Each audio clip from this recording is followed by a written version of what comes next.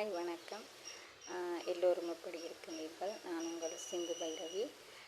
நீண்ட நாட்களின் பின்னர் உங்களுக்காக இந்த பதிவினை விடுகிறேன்.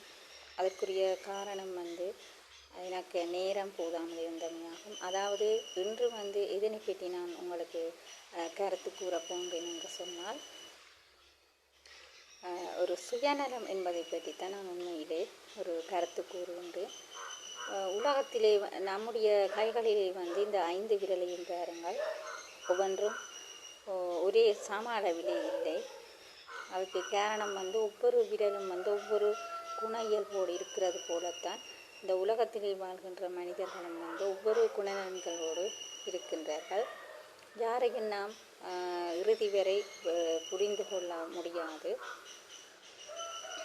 அதனை போலத்தான் நிறைய நட்பு வட்டமாக இருந்தாலும் சரி, பணி செய்யும் இடங்களாக இருந்தாலும் சரி, அல்லது நாம் வீதியால் பயணித்து கொண்டிருக்கும் போது கூட சிலரை பார்த்தீங்கள் என்று சொன்னால் இரக்க சுபாவம் கூட இருக்குது. அதாவது பொதுநலம், தன்னை போலவே மற்றவர்களும் சந்தோஷமாக இருக்க வேண்டும் என்று எண்ணுவார்கள்.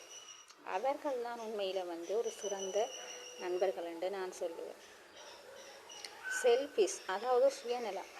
நான் மட்டும் நலமாக இருந்தால் சரி, மற்றவர்கள் கெட்டு போகணும்.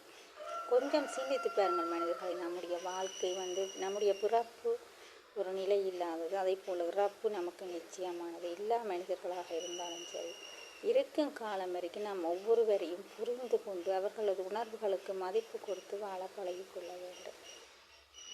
சுயநலமாக இருக்கக்கூடாது, பொதுநலமாக இருந்து பாருங்கள். அதனால் உங்களுக்கு ஏற்படும் மகிழ்வை யாராலும் காசு கொடுத்து தந்துவிட முடியாது. நன்றி. நட்புடன் சிந்து பைரவி. இந்த கருத்து பிடித்திருந்தால் லைக் பண்ணுங்கள், கமெண்ட் பண்ணுங்கள், ஷேர் பண்ணுங்கள். என்னுடைய சேனலை சப்ஸ்கிரைப் பண்ணுங்கள். நன்றி.